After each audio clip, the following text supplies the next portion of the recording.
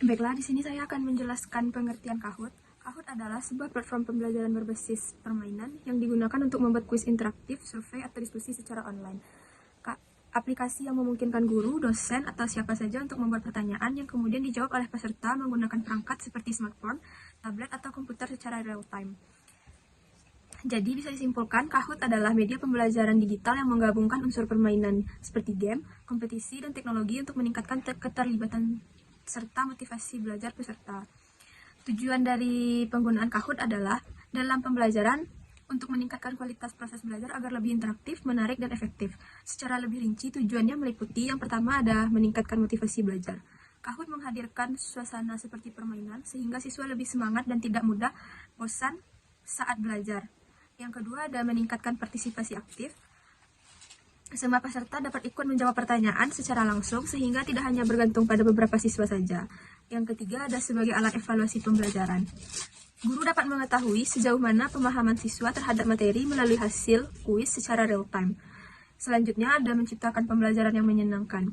Adanya skor, peringkat, dan waktu membuat suasana belajar menjadi lebih seru dan kompetitif.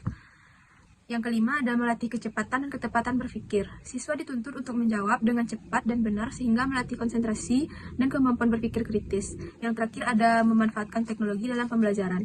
Kahoot membantu mengintegrasi teknologi digital dalam proses pembelajaran mengajar di era modern. Sekian yang dapat saya sampaikan. Saya akan menjelaskan materi tentang fitur utama Kahoot. Penjelasan lebih dalam tentang fitur-fiturnya yaitu yang pertama ada kuis. Kuis ini berbentuk soal pilihan ganda, bisa diberi gambar ataupun video, dan ada sistem skor berdasarkan kecepatan dan ketepatan. Yang kedua, true or false, soal sederhana benar atau salah, cocok untuk konsep dasar atau pemanasan. Yang ketiga itu ada puzzle. Puzzle ini siswa menyusun urutan jawaban yang benar, dapat melatih logika dan pemahaman konsep berurutan. Keempat yaitu survei.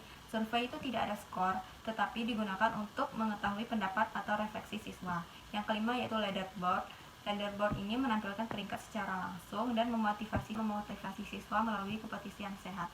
Yang kesembilan yaitu reports atau laporan. Guru bisa mengunduh hasil kuis yang berguna untuk analisis pembelajaran. Selanjutnya kita masuk pada materi kelebihan Kahoot.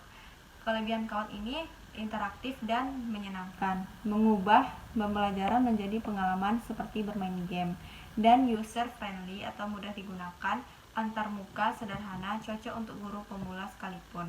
Selanjutnya itu fleksibel atau multi-device, bisa diakses melalui HP, laptop, ataupun tablet. Feedback langsung, guru langsung tahu soal mana yang sulit bagi siswa dan meningkatkan motivasi belajar, dan adanya skor dan peringkat membuat siswa lebih semangat. Baiklah, itu saja yang dapat saya sampaikan. Saya akhiri, terima kasih. Baik, saya akan menjelaskan materi tentang kekurangan Kahoot. Kahoot memiliki beberapa kekurangan yang perlu diperhatikan. Yang pertama yaitu platform ini sangat bergantung pada koneksi internet yang stabil, sehingga jika jaringan bermasalah, proses pembelajaran dapat terganggu.